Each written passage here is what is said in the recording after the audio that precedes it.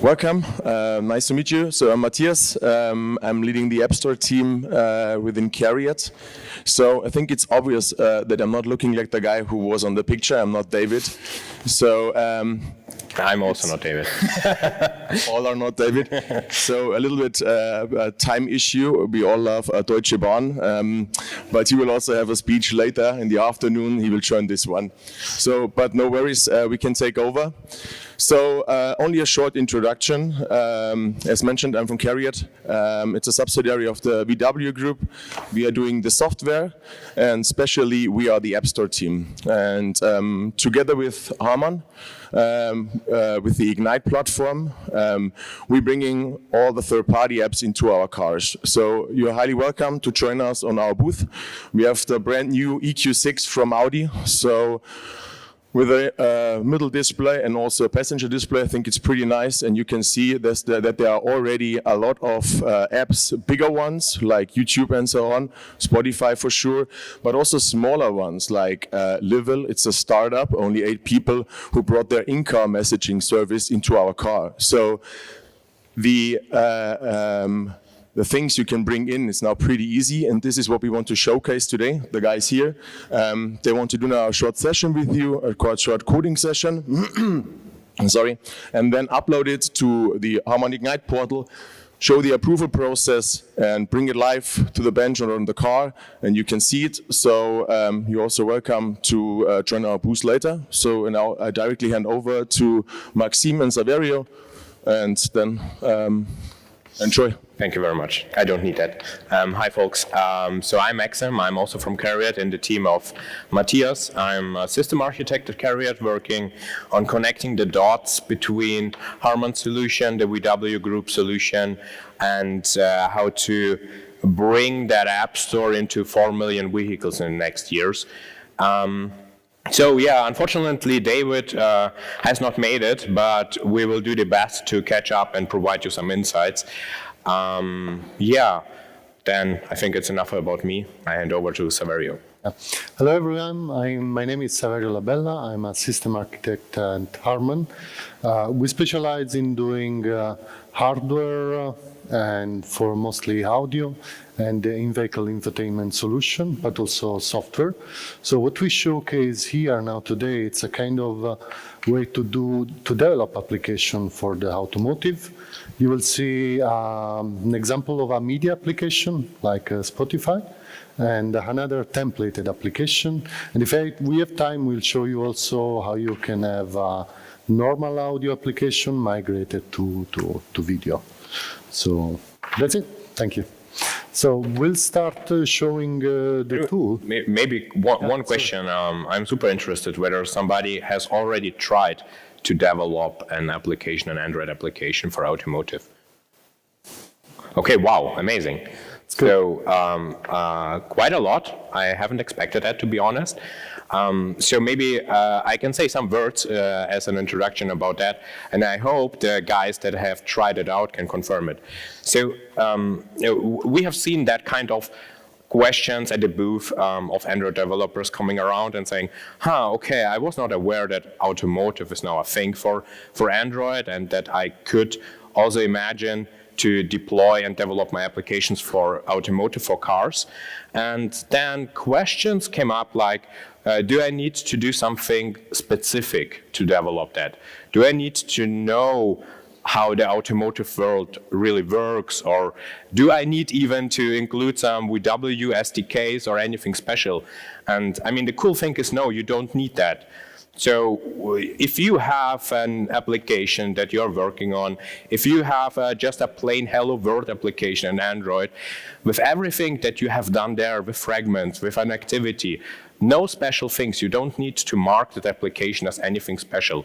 You can just compile that application and directly push it to an automotive emulator, which is available by Google, by Volvo. We will probably release also an emulator from Audi, from the VW Group soon. And it works. It just works. You can just install it and it will work. So there are, now you may somebody who tried it already might come up with, yeah, but is it really working while driving? And that's the point. No. So you can develop any application and you can install any application on automotive devices. No issue. But the operating system will block your application while driving. That's the point. So that's why a lot of applications that we have, like YouTube, they work while you are parking, but they don't work while you're driving because they are not super optimized for automotive. And that's the point. So you can have a very quick success by deploying it on an automotive and get it also to real customers, and they can use it on a passenger display, on rear seat infotainment, or while parking on the central infotainment display. But if you really want to do an application that is optimized and can be used while driving, you need to do further steps. Saverio can explain also later. So yeah, I just wanted to highlight that. So the hurdle is really, really small. I would really emphasize everybody to try it out, to download the Android Automotive emulator from Google and try out how you can deploy apps and how they behave. And you will see, just from the emulator perspective, it's like a tablet. Yeah. Yeah, okay, so regarding the developer tools which we provide is, so once you register to the store, you can download additional emulators, pixel tablet images, or even cuttlefish images to integrate in your CI/CD pipeline. And so I will just show you now here. It's too small for me, sorry. So if you go, for example, in build SDK tools, where is it? Sorry, move it here. Yeah. So we see here, if you go into build SDK tools, you will see some emulators. You have, for example, we support till Android 14 for now, but we are moving to 15 as well. And you have different options. You can have beta version of the emulator or multi-user, multi-displays. You will just download the image and then it will start and it will look like this. So unfortunately, the screen is too wide, but so this is an example of an Android U emulator. We support multi-user, multi-display. So you will see this is the central display, which is blocked while driving. And so those are the hubs. Here you can have rear passenger or rear seat display emulator, so instances. You can start, another user here. And that's the cluster display. So the cluster display, you can even program application which sends some metadata or rendering to the cluster. You need some special permissions to render the map behind the cluster. Yeah. So I will show you, so I will work now on this tablet, which you will see here. So those you can download from our Artifactory, even Vim3, which is a developer board image, or this is the Pixel tablet, which runs here. I'm just mirroring it. And those are Android Automotive images. You can see you have the HVAC. That's the system UI, which you can customize. I'll explain you later. And you can run also the automotive and parquet apps. Now, if you go here, I will start another emulator. We don't see it. Yeah, so I will just... Maybe you change the setting so that you don't have two displays, but just one. Okay. So I could, yeah. So that's the other emulator running. So,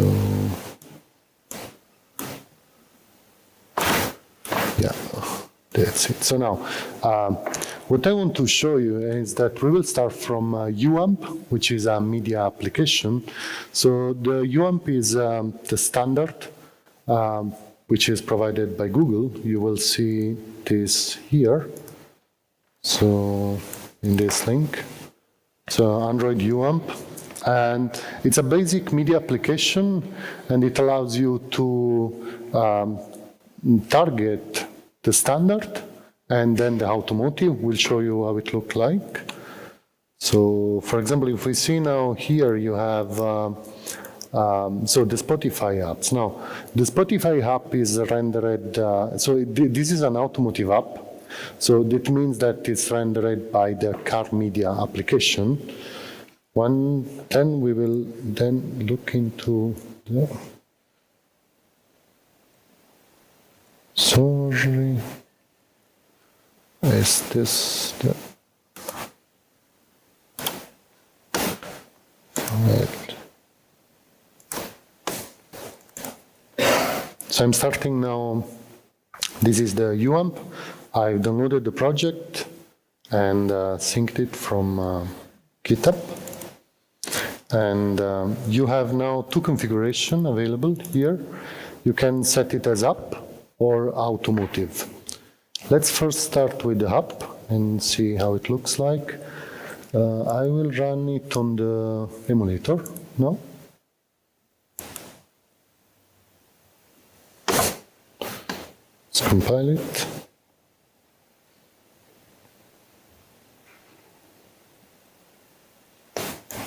So, maybe in addition, so everything that you know, like with Compose, etc., that of course also works if you develop for automotive. So you don't have to stick on the old-fashioned way with the XML files. You, of course, can use Compose. So as we said, the old techniques that you learn here and you get from Google with every new Android version, you can use to develop for automotive. Maybe an additional word to that media application. Yeah. So you can, as I said, develop any application out of the box and deploy it on an automotive device, and it works. But there are some specific cases, and a media application, you can have a media application like you would implement it on a smartphone or on a tablet. That would work, but it gets blocked while driving, right? And especially for a media and audio application, you don't want to get blocked while driving. You want to offer your service, and also you want to offer a user that he can scroll through the available playlists or tracks and select and pause, etc. So for that, so what Saverio is then showing with that example application provided by Google, that there is a media service running on Android Automotive, which you can use to attach your business logic. So you will have nothing that actually, in terms of the UI, is written by yourself, but you just attach your own business logic to that media service to provide like tracks, like the tabs that should be shown, like the elements like in the list view, etc. So that is then handled by the media service. And that's why it's then optimized automatically for driving and safe for the use. Yeah, okay. So now you see, when you compile the app for the mobile version, what you have, this app is an Android app which supports also Android Auto. So it includes by already a media browser service, but what they have also an activity. You will see it here. So you see the media browser service, and then there is also an activity. Where is it? So, sorry, to find it.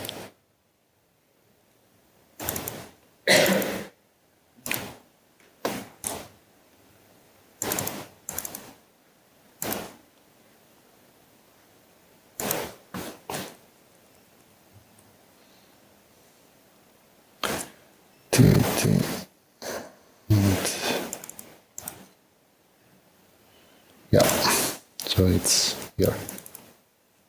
So which is the main activity. So now, once you install this application, what you will see is that the launcher shows two icons. So now you will see that this launcher, yeah, that, okay, it's crashing, good. Yeah, okay, let's see. I think there is something missing in the permissions. No permission denied? Okay, good. I mean, so we'll check, we'll fix it. So that's the standard one. And then you have the second activity, which is actually is not an activity. So now, the way the car launcher works is that it looks for media browser services in all the packages, and then when it finds it, it adds an additional entry which says, which just send the media content intent, which is handled by then the media application. The media content intent contains also an extra string with the class in your media browser service, in your APK implementing the media browser service. So that's okay now. So you will see that when we launched Android Automotive activity, it's running fine. And so it's even, you can have those here. So that's the way it does. So now, when we uninstall this app and we build it as Android Automotive,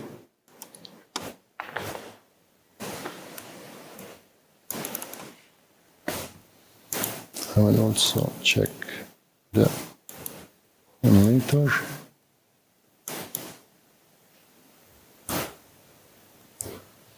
And maybe in addition, so whenever you have some specific questions, just raise your hand, interrupt us. We don't need to wait until the end. If you have any questions, just raise your hand. We'll answer them. We will try to answer them.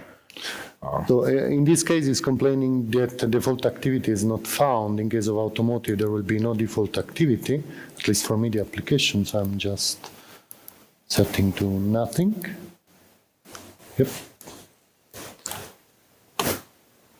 Yeah, and that's it. Let's the emulator again. So now what you will see is that in the application list there is no longer, that's just a history, so it doesn't count. But you see here you don't have any more the standard activity, you have just the UAMP activity, which should work. It's crashing. Yeah, it's crashing. Okay, so we need to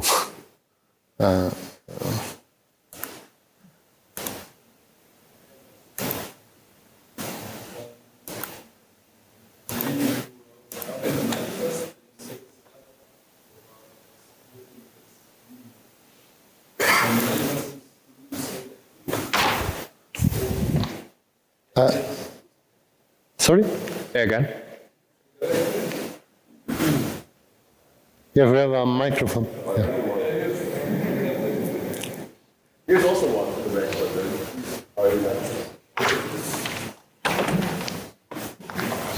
A small tip maybe could be in the app itself, in the activity, in the what is this called, Android manifest. You need to specify for the activity the intent that this is having a media browser stuff. This is sometimes a problem.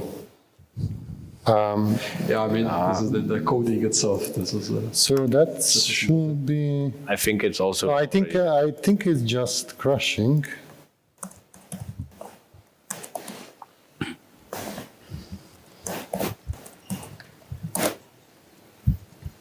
So let's start this. So unfortunately, I just downloaded the code from the GitHub. Didn't try it before because I'm not the speaker who was supposed to be here. But yeah, it's crashing. Okay, there is an index out of bound exception. Good. I mean, not good. so which needs to be fixed. I can show you another project which is similar. So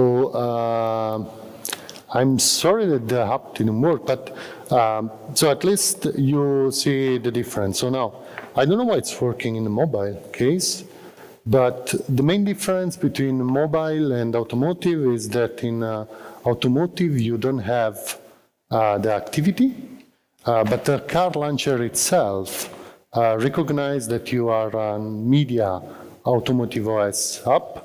So it will add your media browser service entry in the list of application.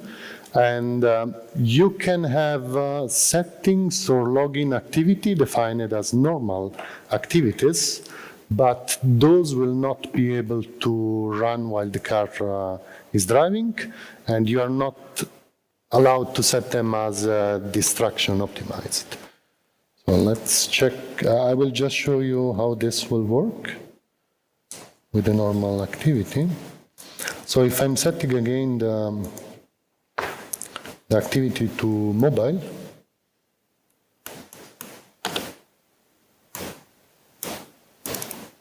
the build? Yeah, okay. So now you will see again this. So now, in the emulator, you can set car restriction. If you go to car data, just increase the speed and set it to drive mode. What you will see is that non-driver distraction optimized application, you declare it in the manifest, are not allowed to run, and those are just not highlighted here.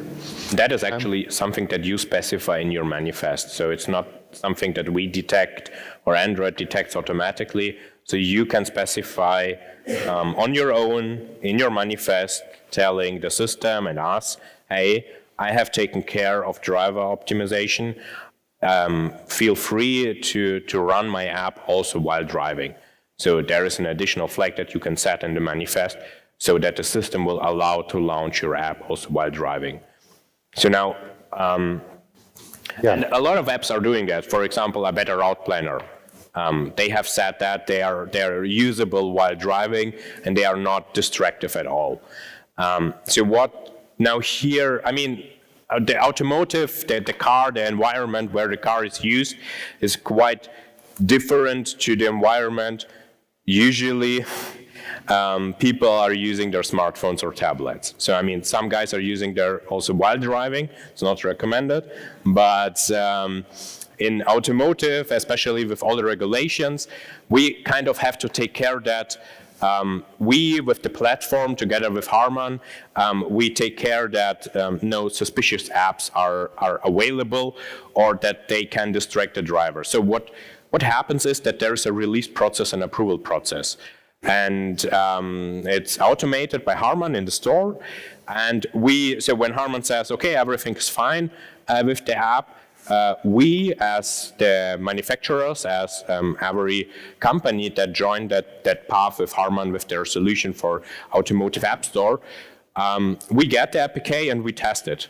We test it on cars, we test this on test benches, on setups, and we test how it behaves. So if your application is tagged as, yeah, it's driver optimized, we have folks that are really testing that, if that is true.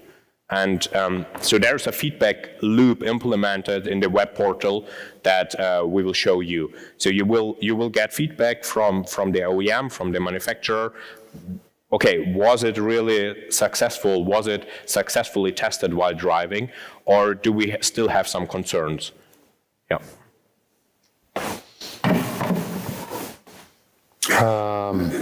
Yeah. So that's where you test application. So you see here, so the application can, so the media browser service based automotive app can run while driving. The other is distraction. So not distraction optimized, so it will not run. Now, so what we suggest, so the UAMP is a kind of basic application, but what we suggest you to use if you are developing a more complex media application is to download unbundled applications. Now, in Android Automotive, Google provides a reference implementation for the car media, which is the UI, so the UI application, which renders this interface. For the host, the automotive host, which renders the car templates, and also for the settings and for the system, for the settings and the calendar. Now, those applications are called unbundled hubs, and they are actually now disjointed, so unbundled from the system. So that means that an OEM can even later update them without having to rebuild everything and provide a OTA. And the good thing about this is that you can actually run those system up and compile them in Android Studio. And that's called Android Unbundled Apps. So, so the guide is,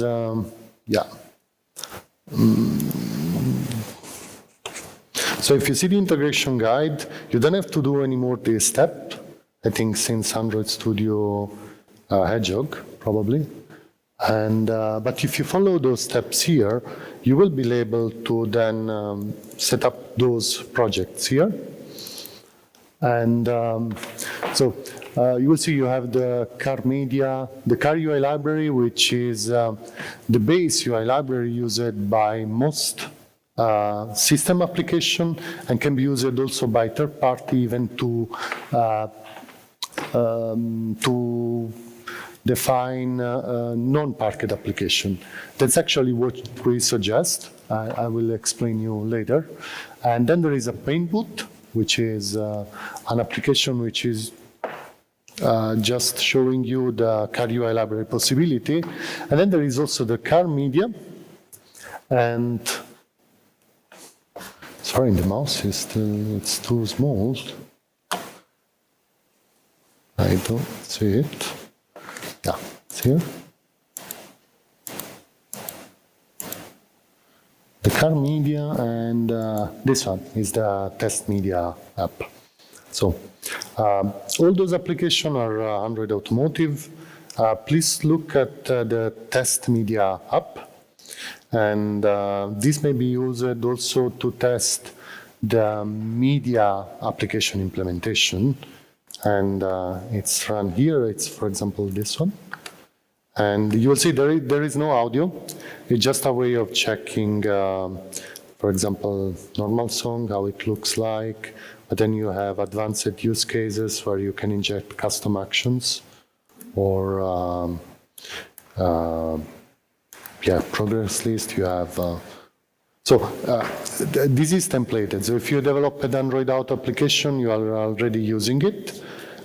So that means that you don't provide any UI on this, but just metadata that is rendered by the car media application. I think that we can probably fix the UAMP. I will check, and then we can try then to run, even to publish the APK. This way, so we can show this, how it will look on the platform. Maybe we should also take a look into that media service, so to showcase that directly in the source code, how that media service is really implemented. That's important. How it populates tracks, albums, etc. Let me go probably UAMP. Okay.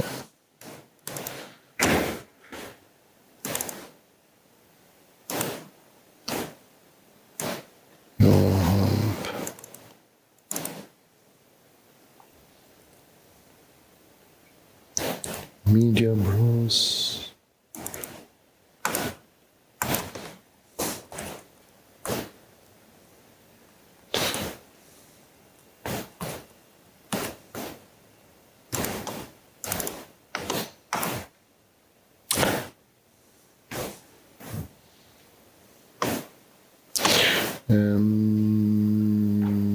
Yeah, so the important function of the media browser service is the onGetRoot function. So this is actually the class which implements the media browser service compact. That's actually an old implementation. You should use the new media API in Jetpack. But truth, yeah, that's important. So basically, the first time that the media application connects to your media browse service, it will access this function. Now, what you have is a package validator, which you use to usually whitelist or deny access to some other components or application in Android. It's important in AAOS because, in Android Auto it's important because you need a way to filter so to not let other application access to your service. In Android Automotive, this is not needed. So you will see here, because the media application handles a media content provider permission, which is a system or signature-based permission that is allowed just to the media application or other system components like the VPA or this media widget for the, so from the car launcher. So, so this is a widget, this is implemented in car launcher, it accesses the same services, and so it uses also on GetRoot, and also on the VPA if you try to do some commands like plain extract or tell me what's the current information, they all have this as entry point, and I can show you, I hope this is implemented correctly.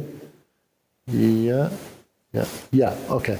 So, so you can check just, you don't need to add additional allowed signatures like the gas services or the Google Play Store packages.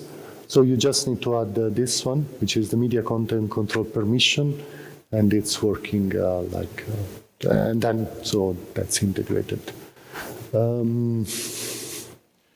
We can look then at the way, yeah. So, GetRoot. So how much time do we still have for demonstrating the web portal upload process? So that's... Matthias, how much time do we still have to upload? 9 minutes. 9 minutes. Okay, maybe that. Okay, so let's do this. So what I want to show you is then the car templated application. There is a nice project which is called not UAMP. It's on GitHub. It's a car app sample. What you can do is that you can download it, and you can, for example, generate a showcase, a place, a navigation, or a Hello World project. If you have the showcase, I will just download it here. Where's mini apps? Yeah. So, yeah, for example, here. So now, the thing you have to consider while downloading this project as a baseline is that this project is integrated with the Jetpack libraries. So they compile directly with the latest Jetpack available library. So, but the car app library has different versions. So the current version is 1.4. which is API level 6, API level 7. But if you build it from GitHub, you will get the latest one, which is API level 8. Now, on the market, there are cars which have different implementation of this library. It started from, so the most used one is 1.2, because the OSP host which is publicly released, support this library. If you're working with the Ignite-based platform, we support library 1.3 and 1.4 as well, and we'll migrate to 1.7, which is the latest one, defined usually by those projects by end of this year. This library, however, is still beta, and I think you should not use it to program it. So my suggestion is for you to start with 1.3, but if you need additional features like the tab template, you can switch to 1.4, and yeah, so that's unfortunately this, but it will be more streamlined in the future. So, yeah. For a higher level, but the car doesn't have it, might have just not be visible, or will it just crash? Yeah, it will be not Okay, visible. good question. So the host handles forward and backward compatibility. So it has a range of supported libraries. And from the application side, you have to define the minimum API level in the manifest. Then the library itself actually injects a file with the compiled version that you are using. So the host will negotiate the API level based on the range you support and what you are providing, and it will then give you so you can call car context kit API level, and so you will get the negotiated level. What you will do is you have to then, if you want to use the tab template, you check this level. If it's more than 6, you can use them. Otherwise, you have to fall back to other templates. Yeah. Okay, maybe, so as people are leaving, and I think the time is almost over, we will not make it to upload it to the portal. Maybe just one sentence at the end, or almost at the end. So I would really encourage everybody to visit the developer site that we created together, where you can sign. So, of course, try it out. Try it out. It's super easy to develop. So maybe to put it in a frame, a media service, an audio application, you can do it totally manual by creating your own activities and fragments and creating your own classes that support audio playback. But we really encourage you to base it on the media template that is available on automotive cars.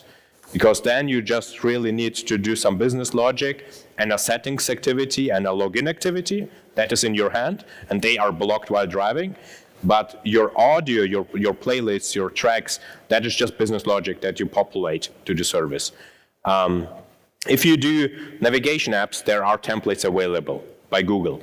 And in terms of templates now, to differentiate it, there are templates, like Saverio is showing here, that are available out of the box by Google within Android Automotive. And Google is extending these templates from year to year to provide you new possibilities. It's like a predefined list view, a predefined detail page, etc., that you can combine in different ways to support your business case or whatever you want to implement. It's like predefined UI widgets that you can just use and populate with your own data. And they are driver optimized, so they can be partially used while driving, and you don't have to care about that. And Harman has created some additional templates that you can use, that you will find on the website, the developer page, Ignite Developer.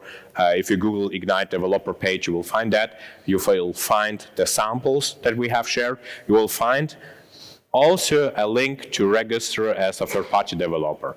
It costs nothing. You can just register yourself. You will get in 1-2 hours a confirmation link, and then you are registered, and you can upload your apps to the portal and make them available for, in some years, 40 million vehicles just from Volkswagen. But Android Automotive is hugely spread, right? So Ford is jumping on that. BMW, you have seen there, is also jumping on that. GLA is jumping on that. So GM is jumping on that road. So almost every car manufacturer is jumping on Android Automotive. It's really not a niche anymore. It's the next big operating system for car manufacturers. Of course, we have Tesla and Toyota. Nobody knows what they will do finally. But yeah, so for sure with working on Android Automotive, and if the automotive use case is a case for you, then that's the goal, that's the target. So really visit the website, register yourself as a third-party developer. If you have a cool idea, visit us at the booth. We will offer you also support in developing that. Yeah. So one last thing. So you have the third category for automotive, which is parked applications. Parked applications can be rendered by your activity, your own activity. They just cannot run on the driver display, but just on the passenger display while the car is driving. So one recommendation that we have is that you should try out and use the Car UI library. This is an example application. It's part of the unbundled app, which I showed you. It's called Paintboot, and it's the basics. So you have a toolbar, which is managed by this library. You can add some logo or add tabs and so on. And you have, for example, this recycler view based UI where you have, you can inject your elements. What the library does, it uses this kind of bar on the left to do the navigation, but it's customizable. It handles the preferences for you, and it shows already a UI which is an automotive optimized. The problem is you have to think that on developer, the passenger or even the driver is using the heart, so not the finger to drive it. So you have to consider minimum touch touch size, which is 70-60p, and the contrast, even the font size. If you use this library, you have 90% of the work done. If you use special views or widget, you may have to adapt them, but so the UI looks nicer. In the future, the OEM will implement also OEM plugins. That means that this library, so you have just one APK, but the way the UI is rendered is also customizable via those plugins by the OEM without you having to do any changes. Yeah, so that's coming in the future. Now the OEM are handling this situation via RROs, but they have to generate an RRO package for each application to make it customized, to show a customized UI. With this, they don't have it, and they can enable, even in the future, application published on the store, so with an unknown package to be just overlaid with their UI. Thank you. Okay, I think we are running out of time. Okay, that's it. A rough summary that will be probably more structured in our presentation, where David will attend at the afternoon. So there, I would welcome you, everybody, to visit that, where we have actually the real presentation. So here we just jumped in and tried to provide you a rough overview with source code that we had no access to, as David was not able to send us the actual source code that he had prepared. So we tried to give you a good overview. I apologize if that was too spontaneous. But so our official documentation is better. Visit the developer site from us, visit the developer site from Google, and don't hesitate to reach out us at our booth to ask questions. You will see the release process, what steps are involved later in the afternoon in the presentation. Yeah, we will add something there. Yeah, but you can also ask us, yeah. So that's it. Thank you very much. Have a good day.